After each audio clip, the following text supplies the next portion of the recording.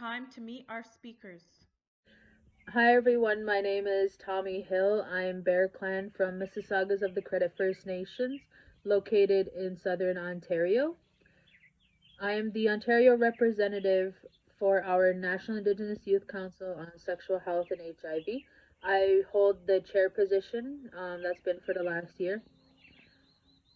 I've been doing HIV awareness and work since I was probably about 6 or 7 years old, and then about 8 years ago, I started with my youth facilitation. So I get to travel to First Nations communities all over Canada and work hands on with the youth and go over, HIV awareness, stigma, sexual health, reproductive health, and all that fun jazz. Um, I'm a mom of one. I was trained by the Ontario First Nations HIV AIDS Education Circle back in 2011 was my first round. A few years later they brought me in and I now help them with training other youth to become youth facilitators. It is one of my greatest accomplishments to offer HIV awareness and sexual health education to our on reserve youth. It just I can't even describe the feeling. But yeah, I love this work and I don't think I'll ever stop. Yeah, we do presentations. We work with our other councils around the globe and on Australia, the States. We have partners with the Native Youth Sexual Health Network. They have a lot of youth facilitators as well. We travel together. We offer um, just presentations in community to whatever that community wants, needs, whatever. The youth are amazing. We love it. Hello, my name is Rakia Larkin. My traditional name is Tlat Tlat Goth, which is the name of the copper that sits in the basket of the wild woman. I'm speaking to you today from the traditional territories of the Lekwungen-speaking peoples of the Songhees and Esquimalt nations, whose beautiful lands have been my home for the last 27 years. My family comes from the Kwakwaka'wakw-speaking peoples of Alert Bay, BC, just northern tip of Vancouver Island, and I'm from the Piikani Nation of Brockett, Alberta, Treaty 7. I come to you as an Indigenous woman, a youth, a sister, a daughter, a niece, an activist, a public servant, and somebody who's been supporting this HIV and AIDS movement for the last 19 years. I've been a part of various different organizations from provincial, national to international, and this will be my third International AIDS Conference, and I'm so grateful to be here today. I look forward to listening, learning, connecting, and seeing what we can all co-create together. It's important that Indigenous people and Indigenous youth are at the forefront of this movement. They are the next generation, and they are the key in us getting to zero. It's 2020, and I look forward to seeing what changes are to come after this conference and what you will do in your very own communities to support this movement. It's going to take all of us. And I hope in 2040 we are not talking about the same thing. I look forward to this week, and I look forward to change. Gaelic Kesla.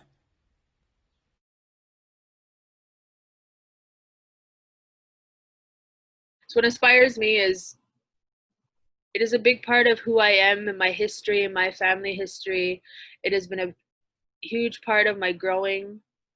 I really enjoy working with youth. It motivates me to not stop fighting for awareness, to stop the stigma, um, just to share knowledge that I might have or I might come across with other youth or other community members. And I want to help prevent future generations from having to keep fighting this same fight over and over again. I want to make the world a little bit better for them. And if that means, you know, going out there, making sure our issues are being heard as Indigenous youth, if it means going out and talking, all of that jazz, and it's what I love doing. And the youth, working with them, is it's just another bonus to it. Being able to connect, being able to share, being able to learn from them is huge. Yeah, that's why I do it. Yeah, I definitely, second a lot of what, you, Tommy, have said about, why you do it. It's that hard work. It's that call to action. For sometimes for a reason I can't explain it. I can't put it into words. I think as much as we can get pulled away, or I get busy with other things, it's always something that comes back, because it's still happening. We still have new infections. It's still, Indigenous people are still, dealing with the stigma and the discrimination that not only comes with being an Indigenous person living in Canada, living in this world, but also if they are infected with HIV, if they are affected by it, if they have family members. Me and you have talked a little bit about that. And again, to echo what you said, it's that fight, it's that drive to ensure that other families and other youth and other people don't have to go through any of this alone anymore. It's, we have enough knowledge, we have enough resources, we have enough information, but yet we still have new infections, and we still have new, realities of stigma and discrimination on and off reserve. So, I've been speaking about this since I was 8 years old. My first conference was in Lethbridge, and I think there was about 900 people there, and not a lot has changed. Some stuff has, and I'm grateful for all of that. I'm grateful for the people that have come before us, for us to be able to even do what we do and say what we say. But it's still not safe. It's still not enough. So that's why I continue, as you say, to continue to do this, to continue to fight for those that weren't listened to and aren't listened to, and maybe not even had the chance to be able to have their voices heard, or be, on the forefront, and be sitting at the table and being asked, well, what do you need? What does this look like for you? How does this feel? Does this medication okay? I think not having enough of those resources, in every single one of our communities is a huge missing gap. And the more we continue to talk about it, the more we continue to educate, the more we continue to support the next generation to ensure that they have no new HIV infections. And if they do, they're better equipped to deal with it and support themselves as well as everyone else around them, to be able to, to come out of it. So, they're not having to go from, this resource to that hospital, to that doctor, to that medication change, to on reserve, off reserve, having to travel, all of those things, navigating that journey, especially when you just find out, I couldn't imagine, and it's crucial that we continue to raise that awareness, so youth don't feel that constant struggle while they're just, trying to survive. They're just trying to get through this crazy thing we call life, so yeah, it's the communities, it's the youth, it's the people that have come before us, it's the people that are still fighting, that have been fighting for 30 years, it's people that have passed, it's all of the folks, that I've met along my journey, and that have given my life more richness, you know, and more love. And I'm better for it. I'm better for being a part of the community that I am. You know, I'm grateful that my mom was a fighter. I'm grateful that, you know, your parents were fighters. I'm grateful that we're able to sit here today to be able to go to AIDS 2020 and continue to talk to youth and continue to talk to indigenous people that are doing the same thing all the time, that don't get heard. You know, I'm just some indigenous girl from Victoria, BC, you know, and ties to, you know, prairies and you know, real remote British Columbia and Vancouver Island. But you know, these are the folks, these are the stories that we have to bring forward in order to make change. You know, this is the platform, you know, whether it's in person or whether it's virtual, we need to bring those youth, you know, these stories forward, and we need to ensure continuously that people hear it, because the lived experience and those with skin in the game, those that have been living with this or dealing with this for eons, you know, that's what matters, right? And that's why I keep, you know, continue to do what I do, and it continues to pull me back in. And you know, it's because it's important and it matters, and it hasn't gone away yet.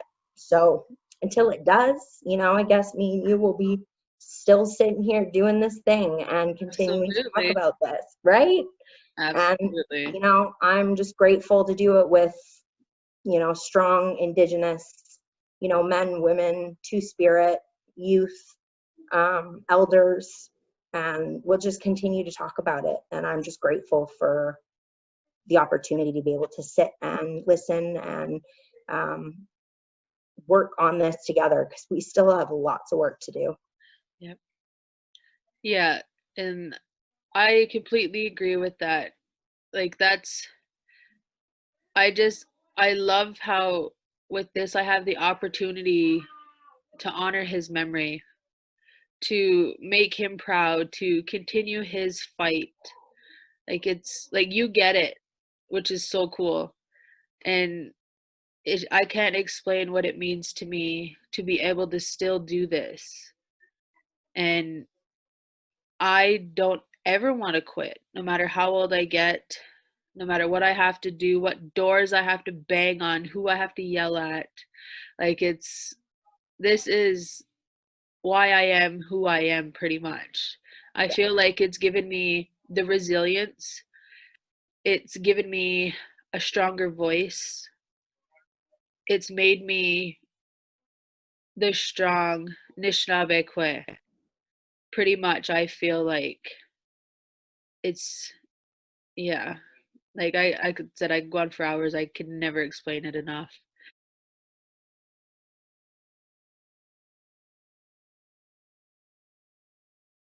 Question number 2. How can organizations assist and support youth in getting to zero within the HIV and AIDS movement?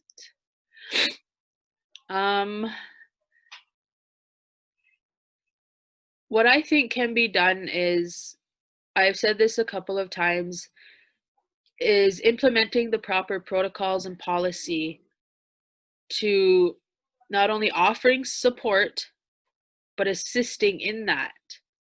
You know, making sure that they take those first steps, whatever it is it might be, you know, just being beside them, supporting their decisions without the judgy eyes,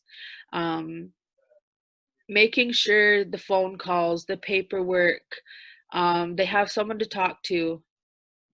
All those things need to be put into policy, because yes, we are fortunate enough that we do get those rare healthcare professionals that will do that, because that's who they are and that's how big their heart is, but that's not always the thing.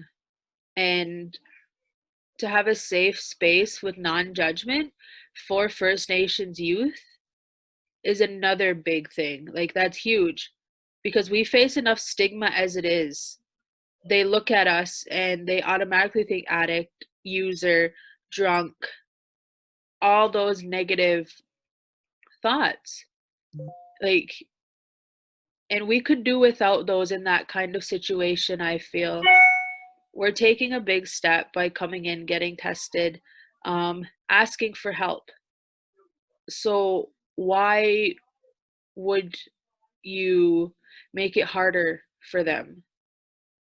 But that is what really needs to be put down on paper, made the precedent, is the norm, all of that. Yeah. Yeah.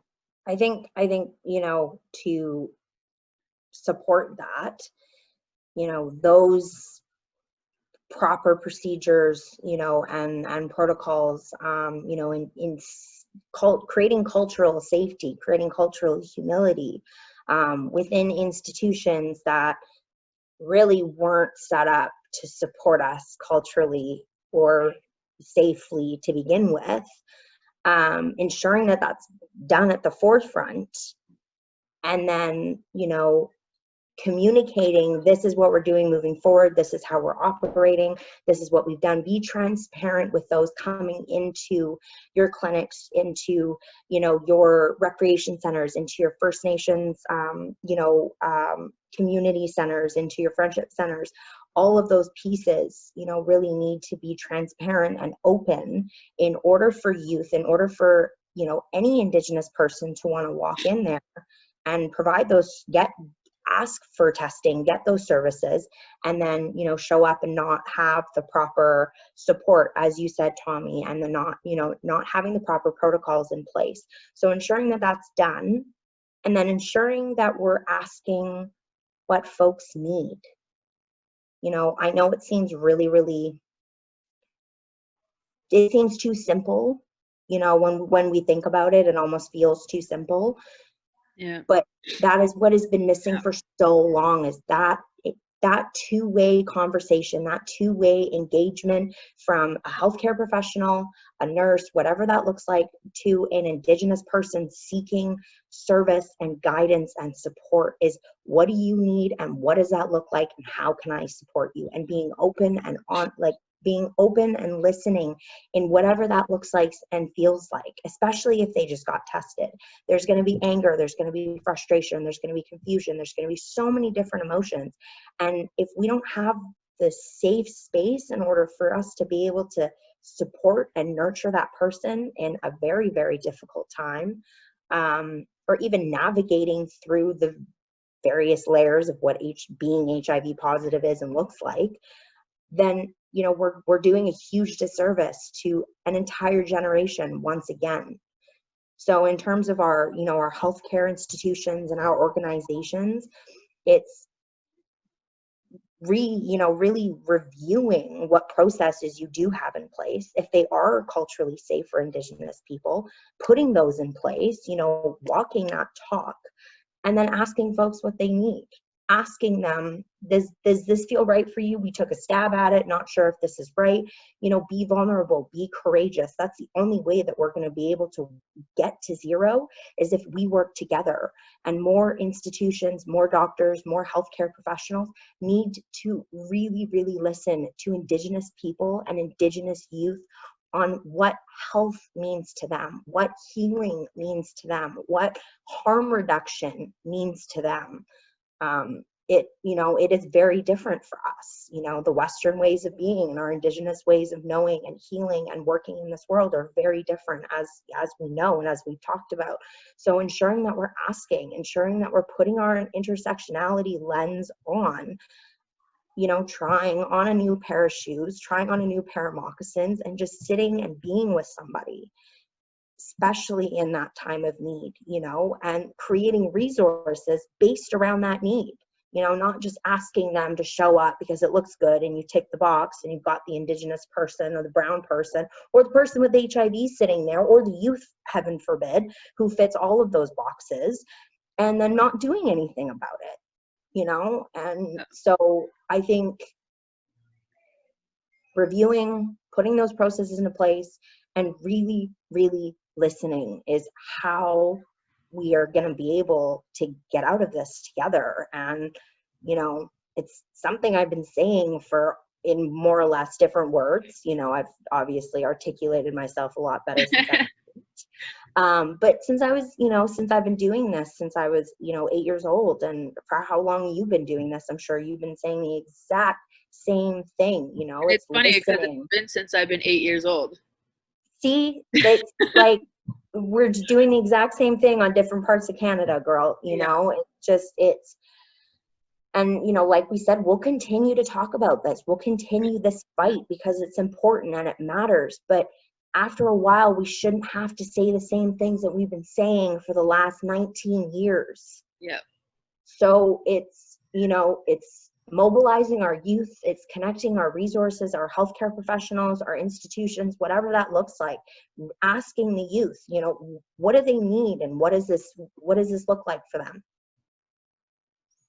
Exactly. I 100% agree with all of that. Like, it's something that once it's said, it seems so simple. Like, it's so in your face. And then that's kind of the frustrating part, because you're like, then why the hell is it not being implemented?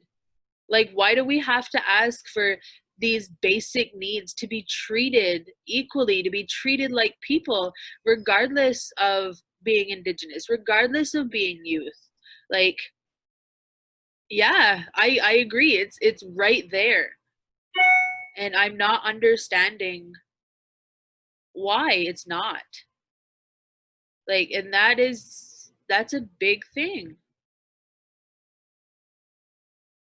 Our next question, speaking on our conversation of, youth and what a resources need, getting to zero, what do your local youth need? What do my local youth need? For my reserve, I think back to the sexual health education curriculum, starting grade 6. Yeah. Starting grade 5. I have an 11-year-old. He's in grade 6. And I've been teaching him about this with the age appropriate curriculum since he was 5. Like, and I'm proud that he feels like he can come to me and talk to me about these things. And that is because it's not something to be ashamed of. It's something to be proud of. It's something to, honor and take care of, because it's yours.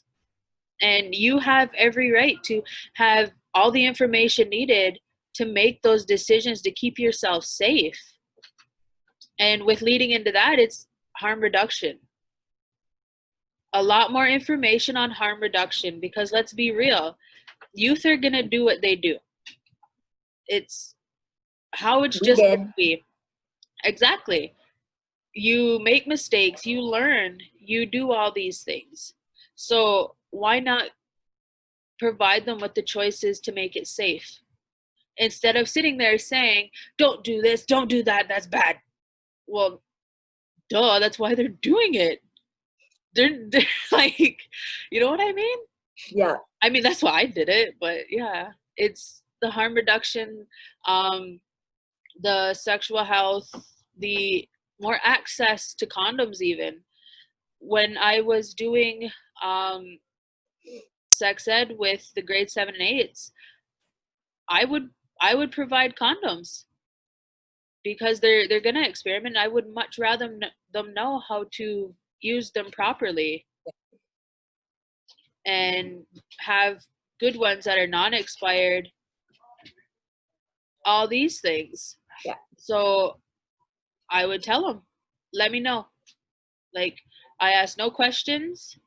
I may ask where you are and if you're safe, but I won't make any judgments on that. Your choices are your choices, and I trust that I have given you enough information that you're going to make the right ones that are best for you. Yeah. Yeah. I think that's really, I think that's really, really key, is that, we forget what, sometimes we forget what it's like to be, in grade 6, 7, 8, 9, we forget what it's like to be 15, 16, 17. And I think having the faith and the trust in youth to make smart decisions for themselves, because they are smart. They do have, you know, high emotional intelligence. They are very observant. They know way more than we think, you know, we do, or we give them credit for. And I think really, you know, we being the royal we of adults, I think that, you know, that really at the end of the day is what is important. If you feel confident, you know, in the information provided, you know, you've given them that information, you know, they can contact you or whoever it may be for that support, that guidance, those questions, those condoms, you know, then they'll figure it out. You know, they'll make those good decisions because you've taken that time to care, to listen, to ask those questions, to not judge, to simply be there and hold space for them. And I think that, that's, you know, it's super, super crucial in them navigating their journey. They don't know what they're doing just as much as we don't know what we're doing, right? And I think, you know, us pretending like we do is, you know, I don't know who we're fooling, but ourselves. You know, ourselves, or at least we think we are. Yeah. But I think, you know, you definitely hit it when just supporting them and being there for them. And, you know, I know I've learned way more from, you know, youth, you know, younger than me, older than me, in between, than I have from a lot of different folks. And that's because of that honesty, that lived experience, that connection. And if you give them that time and space to be able to create and give you, you know, their ideas and their heart and their knowledge, it is incredible what they can give you. It's incredible what they can come up with if you just give them that space, if you just give them that time to be kids, you know, not, you know, okay, coming into this center from 3 to 6 and, you know, all of this, or not just a, you know, a number or a checkbox, or, you know, a living, breathing, beautiful being who is going to be running things for us one day, you know. And I think giving them that credit, allowing them that space, it's amazing what can happen. For so many of our generation, they were not given that. So if we can give that to our youth and just watch them grow and flourish and trust in them, ripple effect, right? It's going to be such a positive ripple effect. It just goes and goes and goes. And soon we know, you know, our intergenerational cycle, our, you know, our epidemics, our unhealthy, you know, living conditions, you know, lack of water or lack of education, all of that goes away. You know, youth are really going to support us in getting us out of there, out of everything. And we just have to create the space in order for them to do what they need to do. You know, communication, tools, technology, opportunity, bringing them to the table, asking them what they want. You know, I know it seems super, super simple, probably for some folks that are, you know, listening to us, but I can't stress it enough. It is really, really simple. It's overlooked so much. Overlooked just because of that word youth comes into play. So people automatically start to assume that they need to be told what to do. They need to be told what to think. And instead of providing, like you said, that non-judgy space where they can come into their own and learn what works for them. Because forcing that onto them could also cause more damage than good. It may work for this youth, it may not work for that youth. But by us providing these spaces, it's also opening them up to ask these questions that they desperately need these answers to. So they can arm themselves and protect themselves. But like you said, it's like over and over, it's just a simple thing that is overlooked. A common courtesy, like it's overlooked because of that youth word is thrown in there. And then you take that and you add Indigenous on top of that, and that's just one big shit show. They're automatically stacked up against everything. Those strikes are against them already. Yeah. Yeah.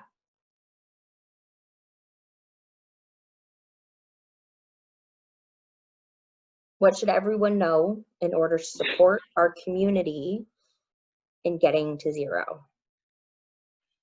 What do I want everyone to know? Youth are people too.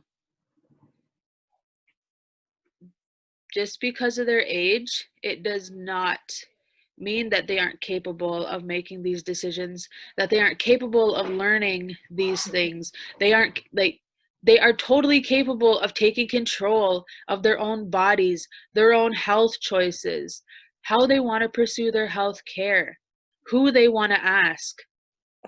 Like that, oh, like, yeah, they're totally capable. And Indigenous youth, we are resilient. We have gone through so much and we are still here. Still here. Do not make it harder for us to access these simple things in healthcare when it comes to protecting ourselves, because that isn't needed. We have enough to deal with every day. The worries and the stress and these quote unquote risks Mm-hmm. that we are automatically facing because we are born Indigenous. Mm-hmm. Don't make it harder. Make it easier. Make it more accessible. Give us these spaces. It's only common decency to do it. We're not asking you guys to go above and beyond. We are asking to be treated like regular folks, normal people that matter, because we do matter. We matter. We are the future. And it is up to us to carry that forward. And that'll never change. We also need that so that we can provide future youth, the next generation of youth. Like I said, make it a little bit better every time for every generation of youth. And then that way, 7 generations, maybe we won't have to be yelling these same things over and over again to be treated decently. That's the thing that I want them to know. Youth are people, smart, educated, loving, caring people. Just give them a chance with the no judgy eyes. Yeah. That's my rant. Yeah, no, I definitely, obviously agree, with everything there. Yeah, I think, we're born a political statement as it is. And I think, you definitely said it right. Don't make this more difficult, for us. We're trying to evolve, we're trying to excel, we're trying to, break cycles, create, new healthy families, new traditions, trying to revitalize our culture, our language, navigate our space, just be.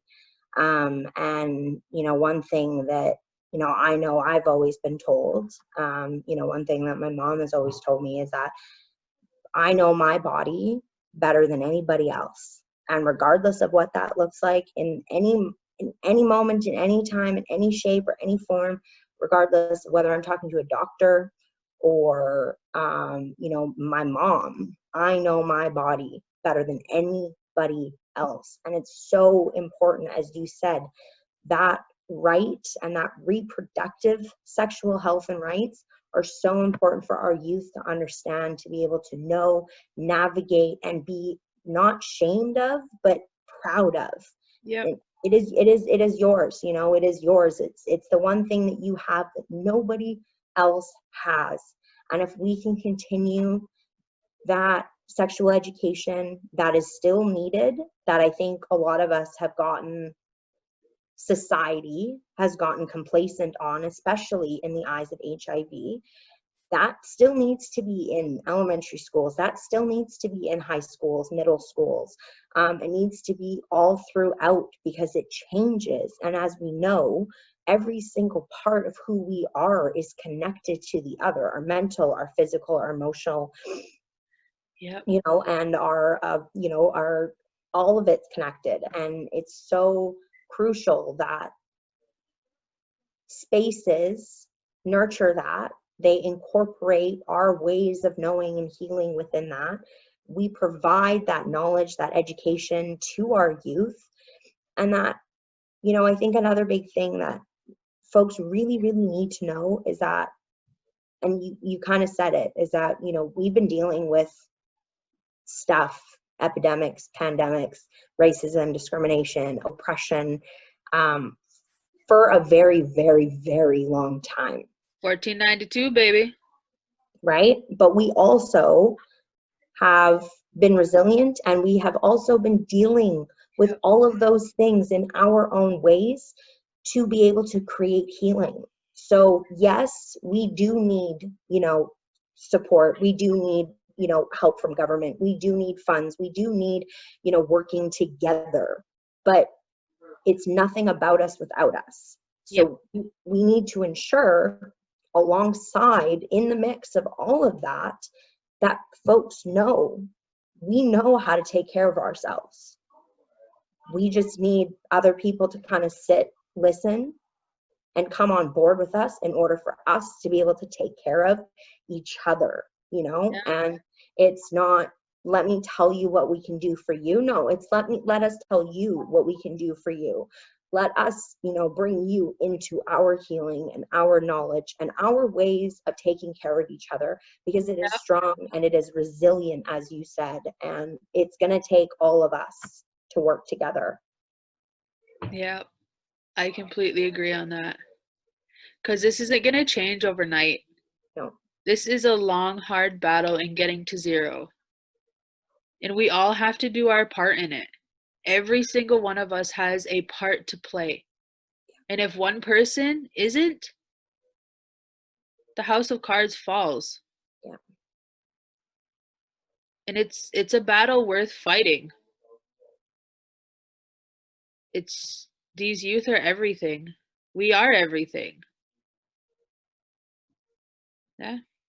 Yeah, we got to fight for them. We got to continue so that they don't have to, you know?